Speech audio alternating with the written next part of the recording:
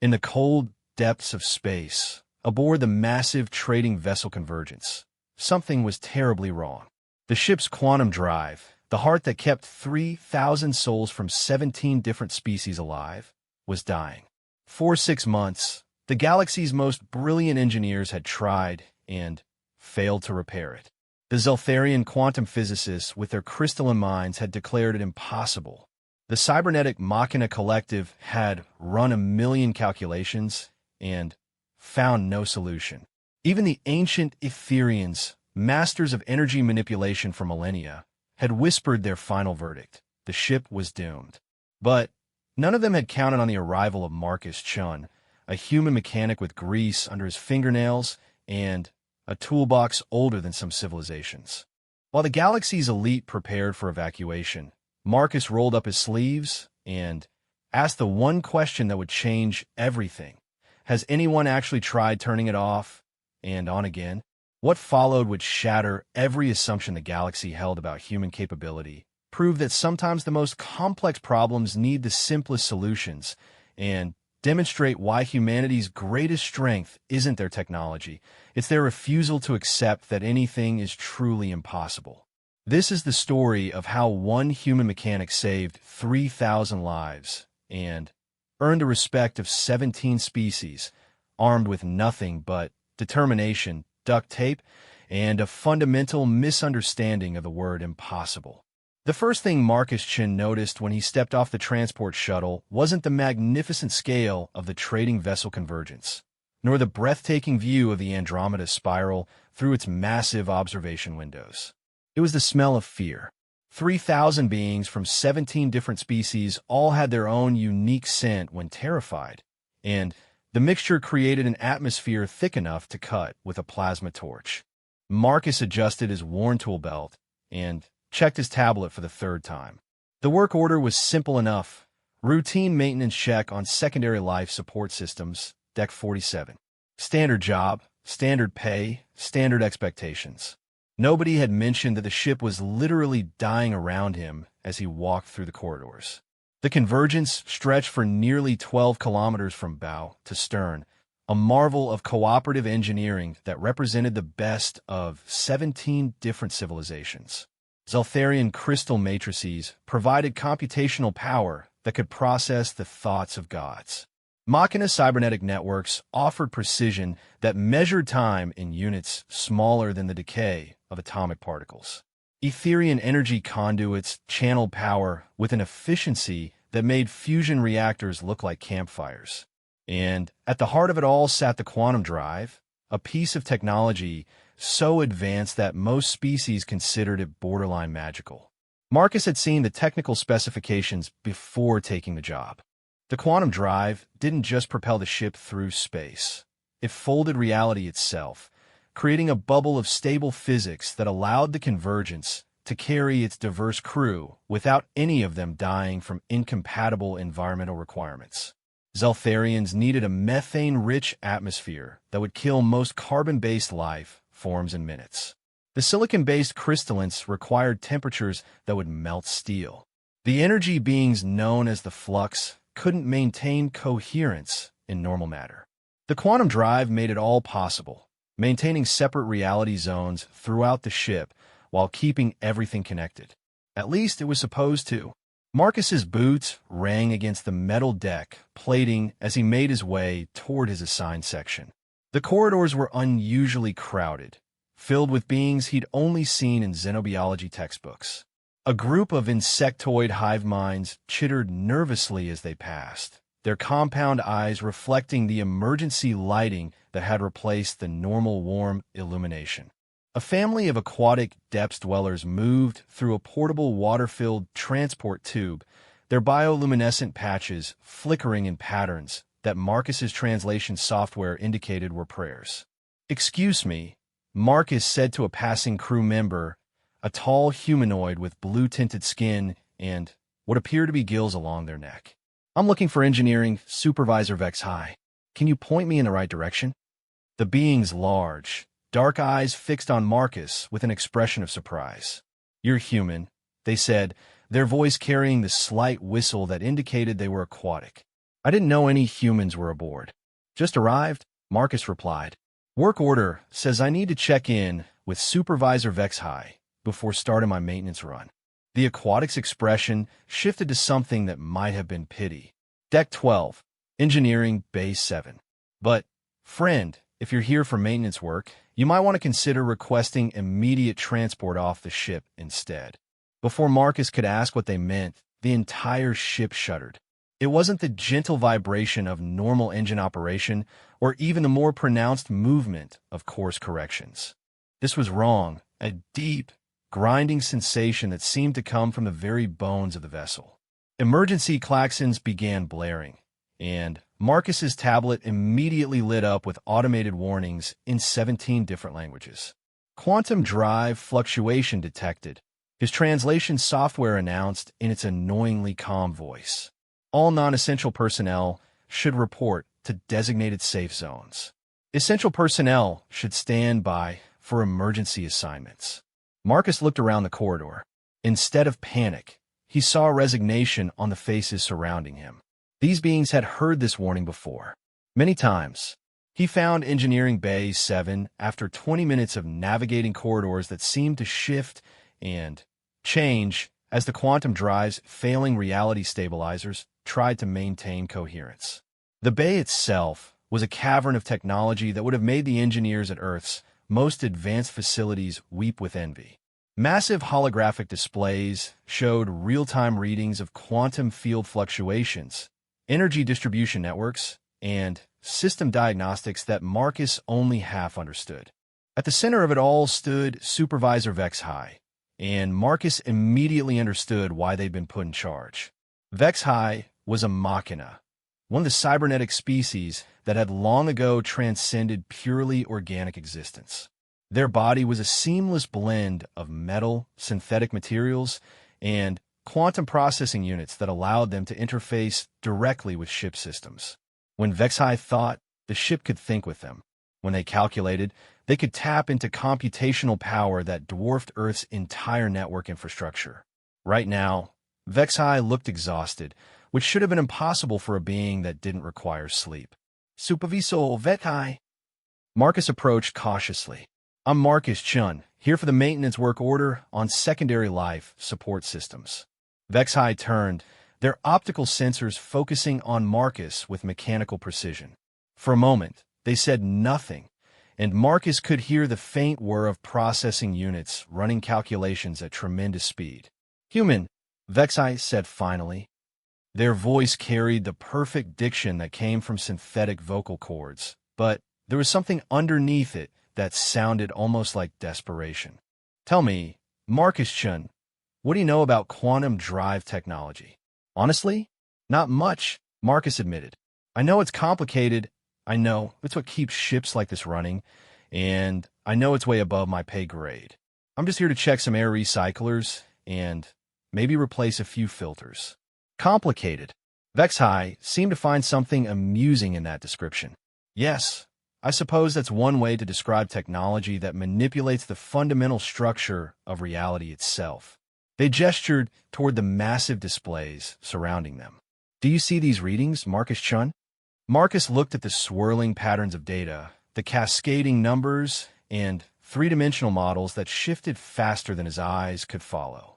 I see a lot of information that I don't understand. These readings represent the quantum coherence patterns of our drive system, Vexhai explained. For the past 6 months, they have been deteriorating. We have consulted with the greatest minds in known space, Zoltharian quantum physicists, whose understanding of subatomic mechanics surpasses that of most civilizations, have declared the problem unsolvable. The Machina Collective, my own people, have run computational models using processing power equivalent to the combined brain power of 1 billion organic minds. The ancient Etherians, who have been manipulating quantum fields since before your species discovered fire, have examined our systems and pronounced them beyond repair. Marcus nodded, beginning to understand the weight of fear he'd sensed throughout the ship. And the problem is getting worse? The problem is critical, Vexhai confirmed. Each quantum fluctuation weakens the reality stabilization field that allows our diverse crew to coexist. If the drive fails completely, the environmental incompatibilities will kill most of the 3,000 souls aboard this vessel within minutes. The few species that might survive would face a slow death as our conventional life support systems fail without quantum-enhanced power distribution. The ship shuddered again, more violently this time. Marcus grabbed a nearby console for support as gravity seemed to hiccup, leaving him weightless for a fraction of a second before slamming him back to the deck. "How long do we have?" Marcus asked. Vexai's optical sensors dimmed slightly. "Based on current deterioration rates, the drive will reach complete failure in approximately 72 hours. The evacuation fleet will arrive in 96 hours. Marcus did the math quickly. So 24 hours without life support for most of the crew, assuming the evacuation goes perfectly. Assuming the evacuation goes perfectly, Vexai agreed. Assuming that the drive failure doesn't tear holes in local space-time that make rescue impossible. Assuming that 24 hours of environmental incompatibility doesn't cause permanent damage to the survivors. Many assumptions, Marcus Chun. Too many. Marcus looked around the engineering bay, taking in the desperate activity of dozens of beings from multiple species, all working frantically on problems that their greatest minds had already declared unsolvable. "And my maintenance work order?" "A formality," Vexai admitted. "Regulations require that all scheduled maintenance be completed even in emergency situations, unless the crew member specifically requests reassignment. Most beings in your position request immediate evacuation. We've had 17 maintenance crews refuse the work and leave on emergency transports." Marcus thought about the transport shuttle that had brought him here. It would be long gone by now, already on its way back to the nearest station. His next scheduled pickup wasn't for another week, well past the point when the convergence would either be repaired or become a tomb drifting in deep space. "So I'm stuck here anyway," he said. "Yes," Vexai confirmed. "I apologize for the deception, but we needed someone to complete the maintenance protocols. Even dying ships have regulations." Marcus looked at his tablet, then at the quantum drive readings he couldn't understand, then at the beings working desperately around him. "Supervisor Vexai, I have a question that might sound really stupid. Given our circumstances, I doubt any question could sound stupid. Has anyone tried turning the quantum drive off and on again?" The engineering bay fell silent. Every being within hearing range, Machina, Zeltharian, Crystalline, and others Marcus couldn't identify, turned to stare at him. The silence stretched for so long that Marcus began to wonder if his translation software had malfunctioned. Finally, Vexai spoke. "Marcus Chun, are you suggesting that we attempt a complete quantum drive shutdown and restart sequence?" "I'm suggesting that sometimes when something complex stops working properly, the simplest solution is to restart it," Marcus said. "I mean, I know this is way more complicated than a stuck printer, but the principle might be the same. The quantum drive cannot be shut down while the ship maintains its current crew configuration," a new voice said. Marcus turned to see a Zeltharian approaching, tall, crystalline, with thought patterns visible as colored light flowing through their translucent body. "I am Chief Quantum Physicist Keltharian. The reality stabilization field must remain active to prevent immediate environmental incompatibility deaths. Shutting down the drive would kill most of the crew before it could be restarted." "Okay," Marcus said. "What if we didn't shut down the whole thing? What if we just shut down pieces of it, one at a time, while the other pieces keep running?" "The quantum drive is not modular in the way you're suggesting," Keltharian replied, their lights shifting to patterns that Marcus's software translated as polite dismissal. "Each component is quantum entangled with every other component. Partial shutdown is impossible without total system failure." Marcus frowned, looking at the displays again. "But something is already failing, right? I mean, the system is breaking down piece by piece anyway." "Yes," Vexai said. "The quantum coherence is degrading in cascading failures. Each failed component reduces the efficiency of the remaining system. So it's not failing all at once. It's failing bit by bit, and you're managing to keep it running with reduced capacity. Correct. Then, why can't we fix it bit by bit the same way? The silence returned, and Marcus could almost hear the processing power being devoted to his question. Finally, Keltharian's light patterns shifted to something that looked like confusion. The mathematics involved are beyond the comprehension of most species, the Zeltharian said slowly. The quantum field manipulations required would need to be performed while the drive operates under unstable conditions. The precision required exceeds our measurement capabilities. The risk of catastrophic failure is higher than just waiting for it to break completely. Marcus interrupted. No, Vexai said quietly. The risk would not be higher than certain death. Marcus looked around the engineering bay again, at the beings who had already accepted their fate. Then, maybe it's worth trying something simple before we all die anyway. Another shudder ran through the ship, stronger than the previous ones. Several displays flickered and went dark before backup systems restored them. Marcus watched as the readings that he didn't understand shifted in ways that made every alien face in the bay look more desperate. Marcus Chun, Vexai said, "You understand that what you're suggesting has never been attempted?" "Yeah," Marcus replied, pulling his tools out of his belt. "But you know what? Sometimes the best solutions are the ones nobody's tried yet."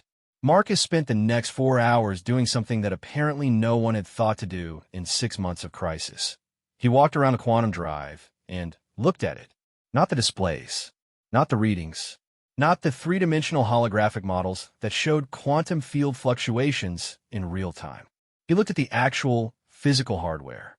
The quantum drive chamber was a cathedral of technology buried deep in the heart of the convergence. The space was vast enough to house a small city, with the drive components arranged in concentric circles around a central core that hummed with barely contained power. Each component was the size of a building, connected to its neighbors by conduits that channeled forces Marcus couldn't begin to understand. "This is highly irregular," Chief Quantum Physicist Keltharian said, their crystalline form flickering with lights that Marcus's translator identified as disapproval. "The quantum drive is not a mechanical system that can be diagnosed through visual inspection." "Maybe not," Marcus replied, running his hands along the surface of what his tablet identified as a reality stabilization matrix. The metal was warm to the touch and vibrated with a rhythm that felt almost like a heartbeat. "But everything breaks down in predictable ways, and I've been fixing broken things for 20 years. The quantum drive operates on principles that transcend classical physics," protested Dr. Yithkara, a Therian whose energy-based form shifted between visible light and invisible frequencies. "Your mechanical intuition cannot apply to quantum field manipulations." Marcus nodded absently, moving to examine a massive cylindrical component that his tablet called a dimensional phase regulator. Like the previous component, it was warm and vibrating, but the rhythm was different, irregular with occasional stutters that didn't match the steady pulse he'd felt elsewhere. "Supervisor Vexai," Marcus called out, "can you bring up the failure history for this component?" Vexai's optical sensors focused on the cylinder. The dimensional phase regulator was one of the first components to show signs of quantum degradation. It has been operating at 60% efficiency for 4 months. And before it started failing, what was its operational rhythm? Rhythm? Vexai's processing units whirred as they accessed historical data. The component maintains a quantum oscillation frequency of 7.34 times 10 to the power of 14 hertz. Marcus placed his hand on the cylinder again, closing his eyes and concentrating. "That's not what I'm feeling. This thing is stuttering, like an engine with dirty fuel injectors or a bearing that's running rough." "The human is anthropomorphizing complex technology," Keltharian said to Dr. Yithkara. "They are attempting to apply mechanical analogies to quantum systems." "Maybe," Marcus said, moving on to the next component. "But I've never met a machine that didn't have its own personality once you got to know it." He spent another hour examining components, feeling vibrations, listening to sounds that the aliens assured him were irrelevant, and taking notes on his tablet. The engineering team followed him around like skeptical shadows, alternating between explaining why his approach couldn't work and asking what he was discovering. The quantum field resonance chamber is operating within acceptable parameters, Dr. Yithkara said as Marcus spent 20 minutes with his ear pressed against its surface. Parameters, sure, Marcus agreed. But it sounds sick. Sounds sick, like when your car engine starts knocking. Everything might still be in spec, but you know something's wrong because it doesn't sound right anymore. The quantum drive does not have sounds in any meaningful sense, Keltharian protested. What you're perceiving are quantum field fluctuations translated into audible frequencies by your tablet's interface software. Marcus looked up from his examination. So the thing is making noise because it's fluctuating in ways it shouldn't. Well, yes, in the most basic terms. Then the noise matters. Marcus continued his circuit of the drive chamber, taking measurements with instruments from his toolkit that were primitive compared to the sophisticated sensors already monitoring every aspect of the system. But his instruments told him different things. Where the quantum sensors reported field strength and dimensional stability, Marcus's tools told him about heat distribution, vibration patterns, and electromagnetic interference. After 6 hours of exploration, Marcus called the engineering team together in front of the central core. Okay, he said, consulting his notes. I think I know what's wrong. The assembled beings, Machina, Zoltharian, Etherian, Crystalline, and half a dozen other species, looked at him with expressions that range from polite skepticism to outright disbelief. You're going to tell us what the galaxy's greatest quantum physicists could not determine. Keltharian's light patterns now showed what Marcus's translator identified as amusement. Maybe, Marcus said. See, you've all been looking at this as a quantum physics problem, but I've been looking at it as a mechanical problem. And mechanically, your drive is suffering from harmonic resonance cascade failure. The silence that followed was different from the previous silences. This one felt thoughtful rather than dismissive. Explain, Vexai said simply. Marcus pulled up his tablet and began sketching. Your quantum drive has 17 major components, right? Each one oscillates at its own frequency, and they're all supposed to work together to create a stable field pattern. Correct, Dr. Yithkara confirmed. But when one component starts failing, say, the dimensional phase regulator, it begins oscillating irregularly. That irregular oscillation creates interference patterns that affect the components connected to it. The quantum entanglement network would indeed propagate instabilities, Keltharian admitted slowly. Right. So now you have two components oscillating irregularly, which creates even more interference. The interference spreads through the system, each component affecting its neighbors, until you've got a cascade failure that looks like random quantum degradation. Marcus turned his tablet around, showing a simple diagram of connected circles with wave patterns between them. But it's not random. It's following the mechanical connections between components. The failure pattern matches the physical layout of the drive. Vexai's optical sensors brightened as they processed the implications. If this analysis is correct, then the quantum degradation is not inherent to the components themselves, but a result of systemic harmonic interference. Which means what? Dr. Yithkara asked. It means we don't need to replace or rebuild anything, Marcus said. We just need to break the interference pattern, get the components oscillating in harmony again instead of fighting each other. And how exactly would you propose to accomplish this? Keltharian's lights had shifted to what Marcus was learning to recognize as intense concentration. Marcus grinned and pulled a small device from his tool belt. With this, the device looked like nothing more than a metal rod with some electronic components attached to one end. Compared to the sophisticated technology surrounding them, it was almost embarrassingly primitive. What is it? Vexai asked. Harmonic frequency generator, Marcus said. I use it to tune up engines that have gotten out of sync. You find the right frequency, apply it to the system, and everything starts playing nice together again. You want to tune the quantum drive like a musical instrument, Dr. Yithkar said flatly. Pretty much, yeah. The ship shuddered again, more violently than before. Several of the displays around the central core flickered and went dark. Marcus watched as the quantum field readings that he was beginning to understand showed another cascade of failures rippling through the system. The harmonic interference is accelerating, Vexai observed. Each failure cycle is stronger than the last. Which means we're running out of time, Marcus said. How long until the next evacuation transport? 67 hours, Keltharion replied. And how long until total system failure at current degradation rates? 41 hours. Marcus looked at his primitive harmonic generator, then at the impossible complexity of the quantum drive surrounding them. Well, I guess we'd better get started. Wait, Dr. Yithkara said. You're actually proposing to attempt this repair? I'm proposing to try, Marcus corrected. Look, I know this seems crazy. I know you've got degrees from universities I can't pronounce, and you understand physics that I've never heard of. But I also know that sometimes the simplest explanation is the right one, and sometimes the simplest solution is the one that works. The risk, Keltharion began. The risk is that we'll fail and die, Marcus interrupted. But we're going to die anyway if we don't try. At least this way, we go down fighting. Vexai's processing units whirred for several seconds. The human logic is compelling, they said finally. If we are to face certain death regardless, there is no logical reason not to attempt an uncertain solution.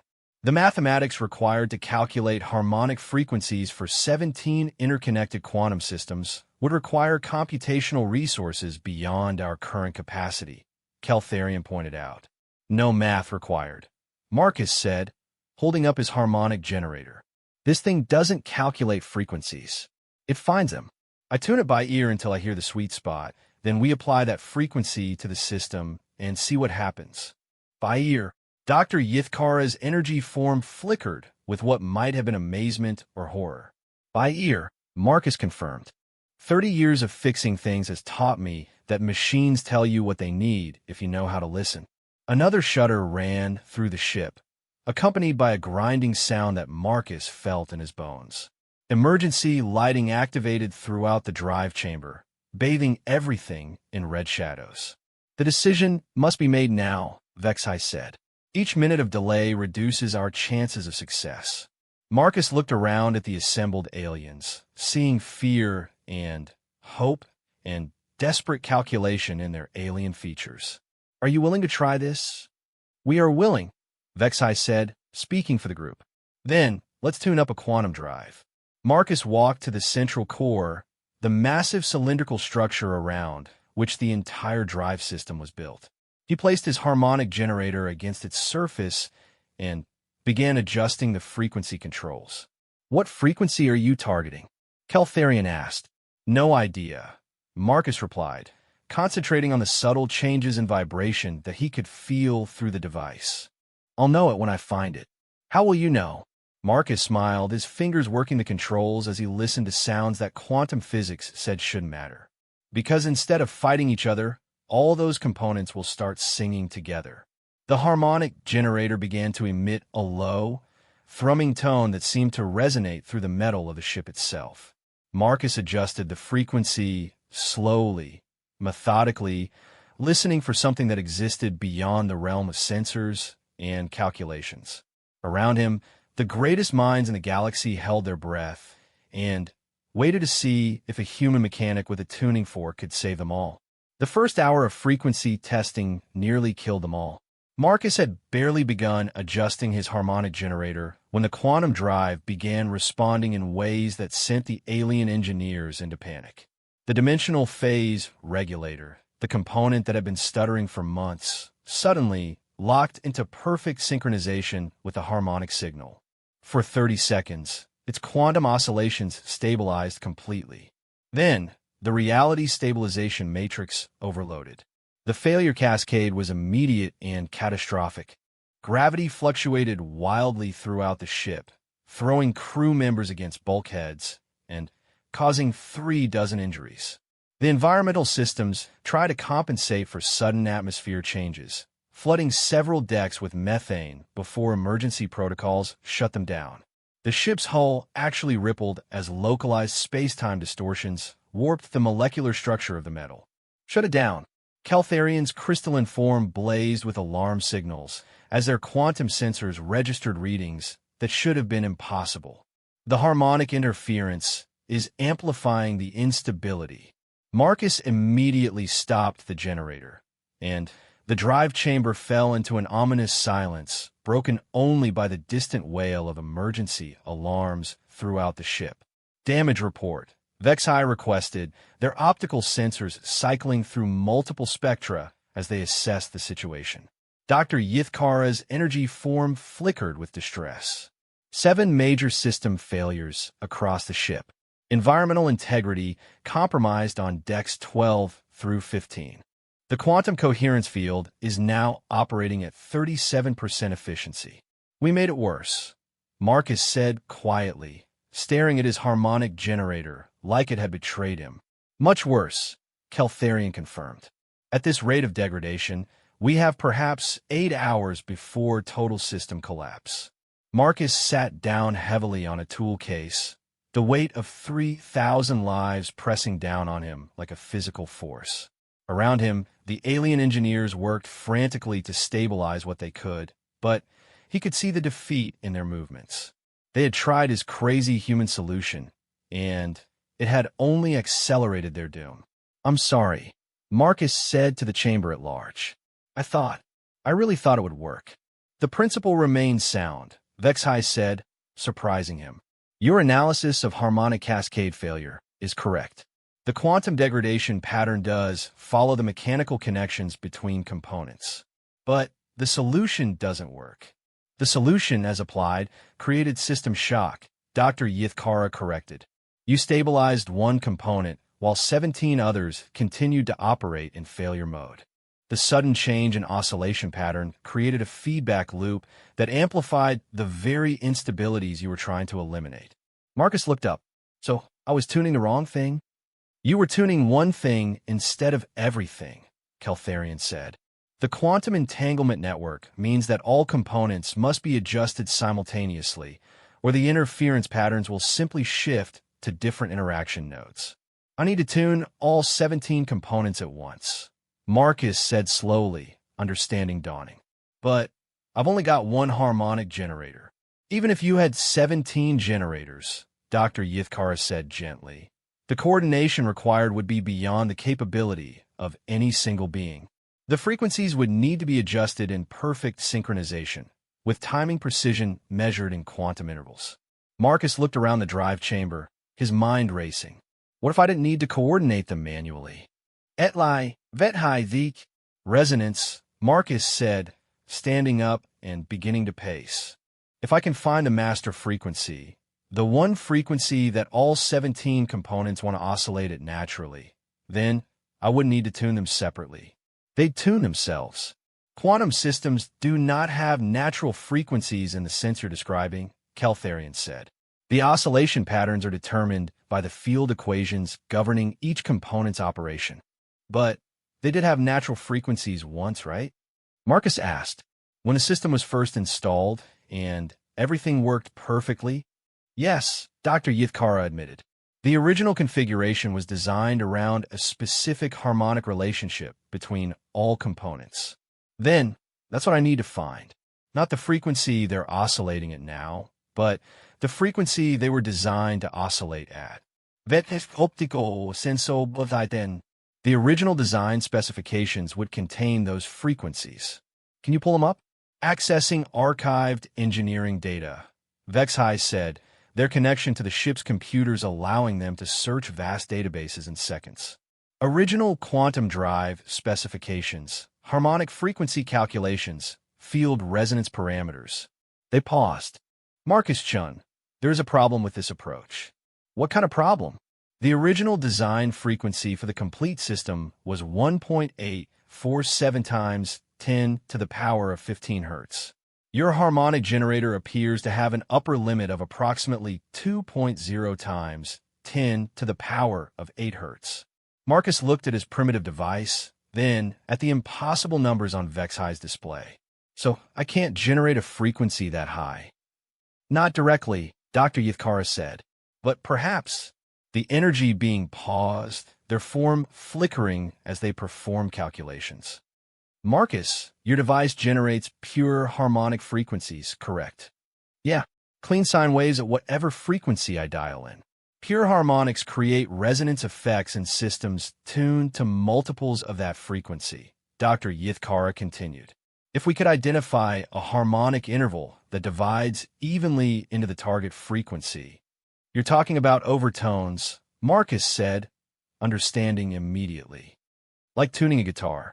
You can tune the low E string by matching its 5th fret harmonic to the open A string. Precisely. If we calculate the proper harmonic interval, your device could generate a frequency that would cause the quantum drive to resonate at its original design frequency. Marcus felt hope stirring again. How do we calculate the harmonic interval? We don't, Keltharian said, their lights shifting to patterns Marcus had learned indicated complex mathematical thinking. The calculations would require processing power we don't currently have available, and we don't have time to perform them manually. Then, how do we find it? The same way you intended to find the original frequency, Vexhi said. By ear. The next 2 hours were a nightmare of trial and error. Marcus worked systematically through harmonic intervals, starting with simple ratios and moving to increasingly complex relationships. Each test lasted only a few seconds, just long enough to determine whether the frequency was creating positive or negative resonance effects. But even those brief experiments took their toll on the failing drive system. The 5th harmonic created localized time distortions that aged several square meters of deck plating by approximately 30 years. The 7th harmonic caused 3 crystalline crew members to temporarily phase out of normal reality, requiring emergency stabilization procedures to bring them back. The 11th harmonic made gravity reverse itself in the drive chamber for 43 terrifying seconds. This is madness, Keltharian declared after the gravity incident, their crystalline form still flickering with stress patterns. Each experiment brings us closer to total system collapse. We're already heading for total system collapse, Marcus replied, checking his notes and adjusting the harmonic generator for the next test. At least now, we're heading there with purpose. The ship cannot withstand much more of this, Dr. Yithkara warned. The quantum field coherence is approaching critical minimums. Marcus looked at the readings on his tablet, watching the cascade failures ripple through system after system. They had perhaps 6 hours left before the drive failed completely, and he had tested fewer than half of the harmonic intervals he had identified as potentially viable. How many people have died so far? He asked quietly. No deaths yet, Vexhi reported. 17 injuries, 12 of them serious. But if the environmental systems fail completely, then we keep going, Marcus said. 13th harmonic is next. He placed his generator against the central core and began adjusting the frequency. This time, instead of the violent resonance effects they'd experienced with the previous tests, the drive chamber fell into an almost supernatural quiet. The constant background hum that Marcus had grown accustomed to faded to nearly nothing. Quantum field readings? Marcus asked. Unusual, Dr. Yithkara said slowly. The oscillation patterns are simplifying. Explain.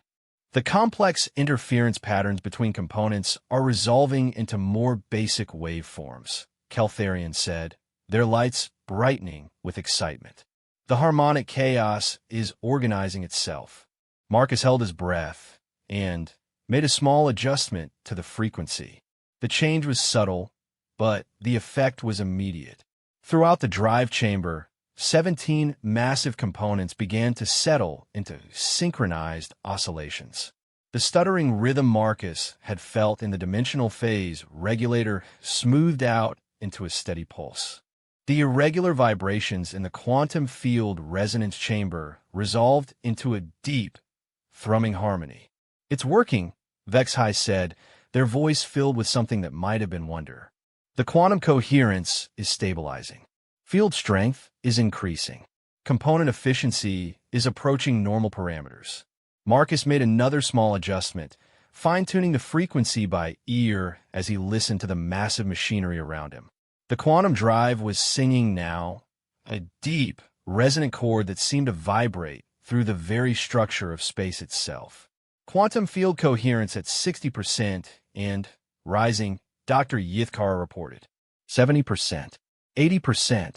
Environmental systems are stabilizing throughout the ship, Keltharian added. Atmosphérique composition normalising. Gravity fluctuations decreasing to acceptable levels. 90% coherence, Dr. Yithkara continued. 95%. Approaching optimal operational parameters. Marcus made one final, incredibly small adjustment to the frequency. The harmonic generator was barely changing its output, but the effect on the quantum drive was profound. The 17 components locked into perfect synchronization, their individual oscillations combining into a single, massive wave pattern that encompassed the entire system. 100% quantum field coherence, Dr. Yithkara announced. All systems operating within normal parameters. The cascade failure has been completely eliminated. Marcus turned off his harmonic generator and stepped back from the central core. The drive chamber continued to hum with perfect mechanical harmony, the 17 components working together as they had been designed to do. That's it, Keltharian asked. The repair is complete? The repair is complete, Vexhai confirmed. All quantum drive systems are operating at peak efficiency. The reality stabilization field is stable. Environmental systems are functioning normally throughout the ship. Marcus sat down on his tool case again, but this time it was from exhaustion rather than defeat. How long did that take? 11 hours and 47 minutes, Vexhai replied. And how much time do we have left when I started? 8 hours and 12 minutes. Marcus laughed, the sound echoing strangely in a massive chamber. So we saved ourselves with negative time. That seems about right for this job. Around him, the greatest minds in the galaxy stood in stunned silence, staring at their instruments and displays, trying to comprehend what they had just witnessed. A human mechanic with a primitive tuning device had succeeded where their combined expertise had failed. But Marcus wasn't thinking about victory or vindication. He was thinking about the fact that 3,000 beings were going to live through the night, and that was enough. Word spread through the convergence faster than Marcus would have thought possible. Within hours of the quantum drive repair, beings from every species aboard the ship were making pilgrimages to Engineering Base 7, trying to catch a glimpse of the human who had done the impossible. Marcus found the attention deeply uncomfortable. He had spent his adult life working in machine shops and repair bays, places where competence was measured by results rather than recognition. Being treated like some kind of hero felt wrong, especially when he knew that luck had played as large a role as skill in finding the right harmonic frequency.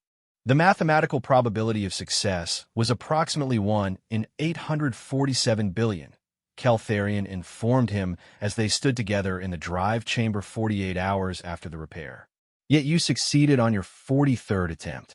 Sometimes you get lucky, Marcus replied, checking the drive readings for the 100th time since the repair. The system continued to operate in perfect harmony, all 17 components synchronized to within quantum precision.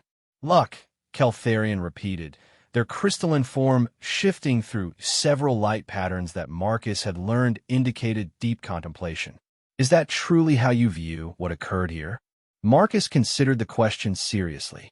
Over the past 2 days, he had replayed the events in his mind countless times, trying to understand not just what had happened, but why it had worked. The mathematical explanation satisfied the alien engineers, but it didn't satisfy him. I think luck was part of it, he said finally. But I also think that sometimes the reason nobody solves a problem is because everybody's trying to solve the same way. Elaborate, Dr. Yithkara requested, their energy form materializing nearby. Marcus had grown accustomed to the way the various aliens appeared and disappeared around him, drawn by a curiosity that seemed to transcend species boundaries. You all approach this as a quantum physics problem, Marcus said, and It was a quantum physics problem, but it was also a mechanical problem and a harmonic problem and maybe even a musical problem. You were all looking at the same data through the same theoretical frameworks. Because those frameworks represent the accumulated knowledge of our civilizations, Keltharian said. Centuries of scientific advancement, mathematical refinement, technological development. Right, Marcus agreed. And that knowledge is incredibly valuable. But sometimes it can also be a limitation. Sometimes you know so much about why something can't work that you never try the simple thing that might actually work. Vexai approached from the central core, where they had been performing final systems checks. You were suggesting that expertise can be a disadvantage? Not a disadvantage, Marcus said carefully, but maybe a different kind of limitation. Like, I didn't know enough about quantum physics to know that my idea was impossible, so I tried it anyway. Ignorance as an advantage, Dr. Yithkar mused. An interesting perspective. Not ignorance exactly, Marcus corrected. More like fresh eyes. Someone who looks at a problem without all the accumulated assumptions about why it can't be solved. The conversation was interrupted by the arrival of Captain Thexy, the aquatic who commanded the convergence. Marcus had met them briefly after the repair, but this was the first time they had spoken at length. Mechanic Chun, the captain said, their gill slits fluttering with what Marcus's translator indicated was formal respect. I have received communications from the Galactic Engineering Council. They're requesting a detailed report on the repair methodology you employed. Marcus felt a familiar discomfort at the mention of official attention. I can write up what I did, but I'm not sure how useful it will be. Most of the process was intuitive rather than systematic. That is precisely why they are interested, Captain Thexy said. Your approach represents a completely novel problem-solving methodology. Several engineering schools have already requested permission to study your techniques. I don't have techniques, Marcus protested. I just fixed a broken machine. You fixed a broken machine that the greatest engineers in known space had declared irreparable, Keltharian corrected. The distinction is significant. Moreover, Dr. Yithkar added, your success has implications beyond this single repair. The harmonic resonance principle you employed could potentially be applied to other quantum systems. You may have inadvertently discovered a new field of engineering. Marcus looked around at the alien faces surrounding him, seeing excitement and possibility in their features. The weight of their expectations felt heavier than the responsibility he had felt when the ship was dying. I just want to finish my maintenance work and go home, he said quietly. About that, Captain Thexy said, the Galactic Engineering Council has made an offer. They would like to hire you as a consultant, studying quantum drive systems throughout the galaxy.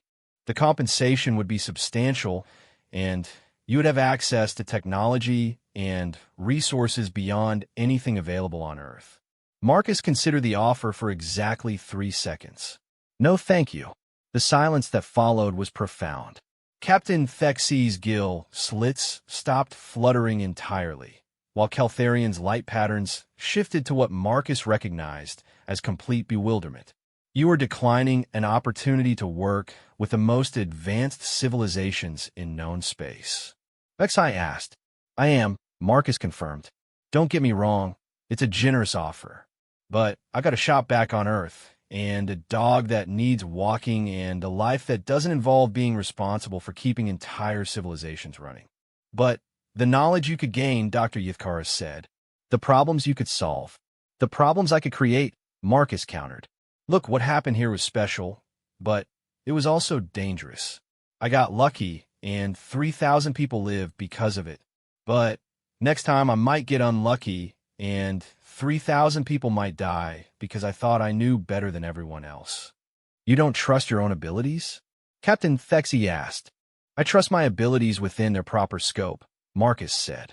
I'm a good mechanic, maybe a great mechanic, but I'm not a quantum engineer, and I'm not a galactic consultant, and I'm sure not the solution to every problem in the universe. He walked over to the central core and placed his hand on its surface, feeling the steady, rhythmic pulse that indicated perfect operation. Besides, I think the real lesson here isn't that humans have some special ability to solve impossible problems. It's that sometimes the impossible problems aren't as impossible as we think they are. Etli, Vethai, your quantum drive wasn't actually broken, Marcus said. It was just out of tune. All the components were working fine individually. They just weren't working together. The problem wasn't that the technology was failing. The problem was that nobody thought to check whether the technology was still talking to itself properly. A communication failure rather than a component failure, Keltharian said slowly. Exactly. And once I figured that out, the solution was obvious. Not easy, but obvious. To you, Dr. Yithkara said. It was not obvious to any of us. Marcus shrugged. Different backgrounds, different perspectives. That's the real value here, I think. Not that humans are better engineers, but that sometimes you need someone from outside the system to spot the things that people inside the system can't see. Captain Thexes Gill slits began fluttering again. You believe this was a matter of perspective rather than exceptional ability? I believe this was a matter of the right person being in the right place at the right time, Marcus said. If you'd had a human quantum engineer aboard, they probably would have approached this the same way you did, because they would have had the same training and the same theoretical background. But you didn't have that training, Vexai said. Right. So I approached it like a mechanic instead of like a physicist. And it turned out that was exactly what the problem needed. Marcus gathered his tools and began returning them to his belt. Look, I'm honored by the offer, and I'm grateful that I was able to help. But the best thing I can do now is go back to my shop and keep fixing things that are actually within my understanding. Leave the galaxy saving to people who actually know what they're doing. And if another impossible problem arises, Dr. Yithkara asked, then you'll find someone with the right perspective to solve it, Marcus said confidently. Maybe another mechanic, maybe a musician, maybe a gardener or a cook or a philosopher. The galaxy's a big place, full of people with different ways of looking at things. You're saying that diversity of thought is more valuable than expertise? Keltharian asked. I'm saying that diversity of thought is a kind of expertise, Marcus corrected. And sometimes it's exactly the kind you need. 3 weeks later, Marcus was back in his shop on Earth, replacing the transmission in a hover car that had seen better days. The work was familiar and comforting, requiring just enough concentration to keep his mind occupied without overwhelming him with responsibility for thousands of lives. The door chime announced a visitor, and Marcus looked up to see a young woman in the uniform of the Galactic Engineering Corps. Marcus Chun, she asked. That's me. Marcus replied, not looking up from his work. I'm Lieutenant Sarah Kim, Earth Liaison for the Galactic Engineering Corps. I wanted to thank you personally for what you did aboard the Convergence.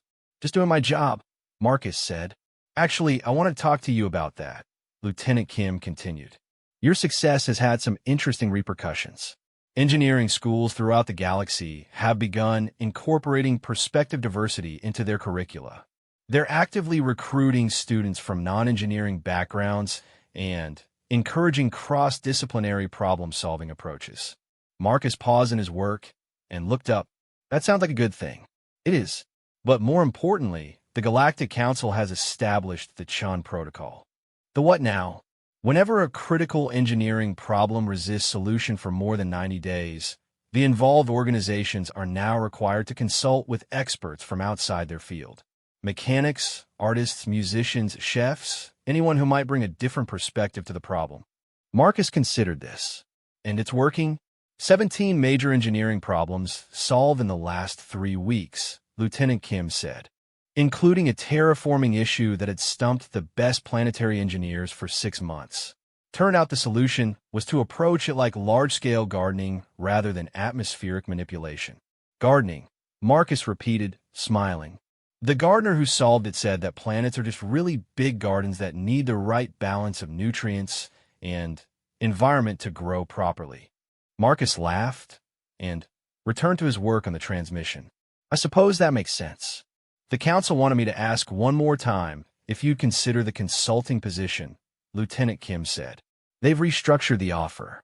Instead of full-time work, you'd remain here on Earth, and only be called in for truly critical situations, maybe once or twice a year. Marcus thought about it as he worked. The idea of helping solve galaxy-threatening problems held some appeal, but the weight of responsibility still felt too heavy. "Can I give you a counteroffer?" he asked finally. "I'm listening." "Instead of calling me, call someone else. Every time, find a different person with a different background and a different way of looking at things. Spread the perspective around. You want us to systematically ignore you in favor of other non-experts.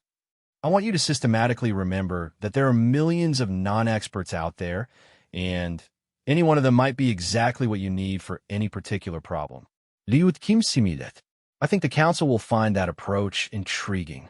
As she left, Marcus returned to his work, content in the knowledge that somewhere in the galaxy, impossible problems were being solved by people who didn't know they were impossible. And that was exactly as it should be. The hover car's transmission slid into place with a satisfying click, and Marcus began the process of reconnecting the power systems. It was good, honest work, and it was enough. After all, someone had to keep the simple things running while other people save the galaxy.